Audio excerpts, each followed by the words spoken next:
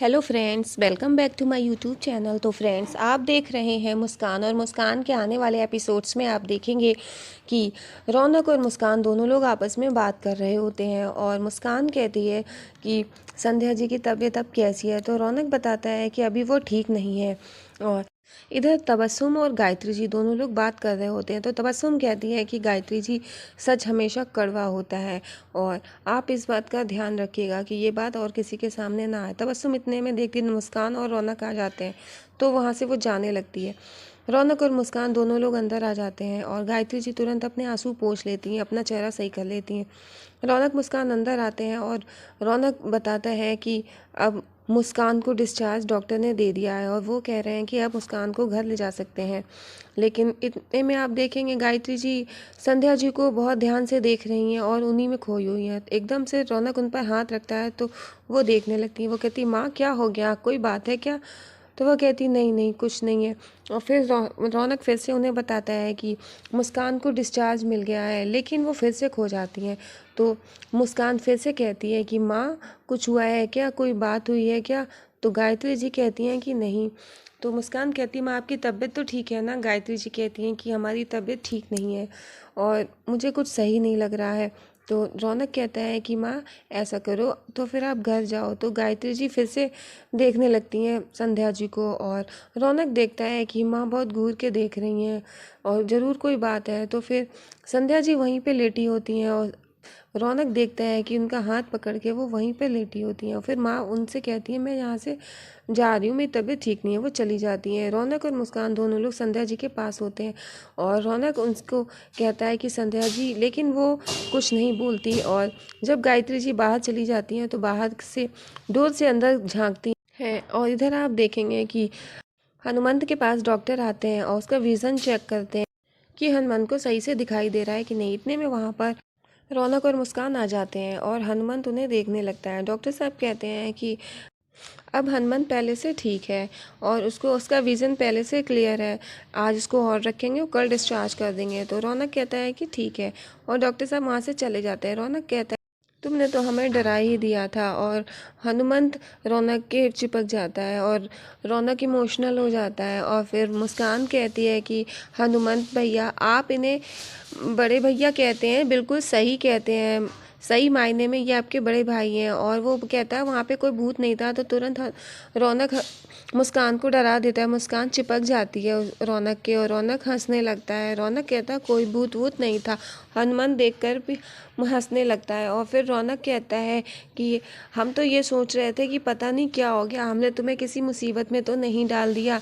तो मुस्कान देखती है और मुस्कान तो हनुमान तो दोनों लोग बात कर रहे होते हैं और मुस्कान कहती है कि सही मायने में ये आपके बड़े भैया हैं। तो हनुमंत कहता है कि हाँ भाभी। और फिर रौनक बहुत इमोशनल हो जाता है। वो ये कहता है, हम तो डर ही गए थे, तुमने तो हमें बहुत डरा दिया था। और फिर हनुमंत रौनक की तरफ देखने लगता है। मुस्कान कहती है कि अब आप इमोशनल मत होइए और फिर चलो, अब तो पहले से सब ठीक है। तो रौनक और हनुमान दोनों लोग आपस में बात करते हैं। और फिर इधर आप देखेंगे गायत्री जी घर पहुंच जाती हैं और वो ज़मीन में बैठकर रो रही होती हैं। और फिर वो ये सोचती हैं कि सच का पता तो मैं लगा कर ही रहूँगी और अगर ये कहीं सच हुआ तो पता नहीं क्या होगा। और फिर इधर आप देखेंगे कि सर जी बहुत परेशान होते हैं। तो तारा वहाँ पर आती है। तारा कहती है, टिया साहब आप बहुत परेशान लग रहे हैं, लीजिए ये पी लीजिए। तुरंत सर जी वो ड्रिंक फेंक देते हैं, कहते चली जाओ यहाँ से, और तारा पे गुस्सा करने लगते हैं। तो तारा को पहले गुस्सा आता है लेकिन वो नॉर्मल हो जाती है। वो कहती है कि आप जो सोच रहे हो कि मैं आपको ऐसी हालत में छोड़ के चली जाऊं, तो मैं ऐसा नहीं कहती। लेकिन आप कह रहे हैं कि मैं चली जाऊं यहाँ से, तो मैं आपकी बात नहीं टाल सकती।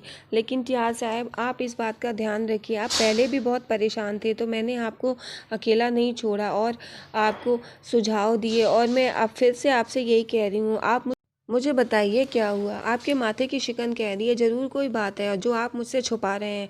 और ऐसी कौन सी बात है जो आपने अभी मुझे बताई भी नहीं है? इधर आप देखेंगे गायत्री जी बहुत गुस्से में हैं और वो घर में वापस आती हैं और दरवाज़ा खोल के बहुत गुस्से में बुआ जी के कमरे में चलती चली जा रही हैं। इधर आप देखेंगे कि संध्या जी की तबीयत बिगड़ती है। रौनक और मुस्कान के उनके पास आते हैं तो वो देखते हैं कि संध्या जी की हालत बहुत बिगड़ रही है और वो सांसें ले रही हैं। तुरंत रौनक कहता है मुस्कान से डॉक्टर को बुलाओ। मुस्कान बाहर निकल के डॉक्टर को आवाज़ देती है। डॉक्टर वहाँ पे आ जाते हैं, वो चेक करते हैं। वो ये कहते हैं अरे इनके ऑर्गन्स काम करना बंद कर रहे हैं, तुरंत हमें ऑपरेशन करना पड़ेगा। तो रौनक कहता है डॉक्टर साहब जल्दी करिए, इन्हें किसी भी हालत में आपको बचाना ही पड़ेगा। डॉक्टर संध्या जी को लेकर के जाते हैं, नर्स भी साथ में है और रौनक और मुस्कान बहुत घबराए हुए हैं। संध्या जी को स्ट्रेचर पे ले जाया जाता है और वो ओटी में ले जाते हैं। इधर आप देखेंगे गायत्री जी बुआ जी के कमरे में पहुंच जाती हैं और बुआ जी के पास वो जाकर के उन्हें जगाती हैं। बुआ जी देखती हैं तो एकदम से उठ जाती हैं। वो कहती हैं दीदी उठिए दीदी, और बुआ जी कहती हैं कि क्या हुआ भाभी बताइए। तो वो कहती हैं आप मेरे साथ चलिए। इधर आप देखेंगे कि मुस्कान और रौनक दोनों लोग बहुत परेशान है। उधर ब्लड की ज़रूरत होती है तो रौनक का ब्लड मैच करता है। तो रौनक कहता है कि कमाल की बात है ना, जिनसे मेरा कोई रिश्ता नहीं है, जिनसे मैं कभी मिला नहीं हूँ, मैंने कभी देखा नहीं है और उनका मेरे से ब्लड मैच कर जाता है और आज मैं उन्हें ब्लड भी दे रहा हूँ। कमाल की बात है ना। मुस्कान कहती है हाँ रौनक जी। और गायत्री जी बुआ जी को लेकर के माता रानी के पास पहुँच जाती हैं। वो कहती जिस रात रौनक पैदा हुआ था उस रात क्या हुआ था। तो बुआ जी कहती हैं क्या हुआ था, कि आप कैसी बात कर रही हैं, उस रात तो रौनक पैदा हुआ था। तो गायत्री जी कहती हूँ मैं ये जानना चाहती हूँ उस रात और क्या हुआ था। तो बुआ जी जवाब नहीं देती हैं। तो इतने में गायत्री जी बुआ जी का हाथ पकड़ के माता रानी के पैरों पे रखती हैं और कहती हैं कि दीदी अब आप बंटी की कसम खाइए कि उस रात क्या हुआ था मुझे बताइए। तो फिर बुआ जी सोचने लगती हैं और बुआ जी देखती हैं कि वहाँ बहुत ज़ोर से बिजली कड़क रही है और उन्हें वो सब बातें वो याद करती हैं और फिर मैया की तरफ देख करके वो कहती हैं कि उस रात मुझे याद है कि भाभी आपकी तबीयत बहुत ख़राब थी और मैं आपको अकेले लेकर के हॉस्पिटल गई थी क्योंकि भैया गए थे किसी मिनिस्टर के साथ, उनकी मीटिंग थी और वो घर पे नहीं थे। लेकिन मैंने उन्हें फ़ोन करके बता दिया था आपकी तबीयत बहुत ज़्यादा बिगड़ रही थी और मैं आपको लेकर अकेले हॉस्पिटल पहुंच गई हूँ। वहाँ जाकर मुझे याद है कि मैंने आपको एडमिट कराया था और फिर उसके बाद की बात मुझे नहीं पता। और फिर आप इधर देखेंगे कि संध्या जी की हालत बिगड़ती है। इधर नर्स रूम से बाहर निकलती है तो मुस्कान पूछती है तो नर्स कोई जवाब नहीं देती है। वो ये कहती है उनकी हालत ठीक नहीं है, अभी कुछ कहा नहीं जा सकता। इधर आप देखेंगे कि गायत्री जी ज़मीन में बैठ के खूब ज़ोर ज़ोर से रो रही हैं, बहुत चीख रही हैं, चिल्ला रही हैं। इधर संध्या जी की सांसें छूट रही हैं और इधर आप देखेंगे कि गायत्री जी और बुआ जी दोनों लोग हॉस्पिटल पहुंच जाते हैं और डॉक्टर कहते हैं कि मुझे याद है कि उस वक्त मेरी न्यू जॉइनिंग हुई थी, हॉस्पिटल बहुत छोटा था। और फिर गायत्री जी कहती हैं कि सर मुझे कुछ बहुत ज़रूरी काम है और मुझे वो जानना बहुत ज़रूरी है कि सन 94 का मुझे बर्थ रिकॉर्ड देखना है।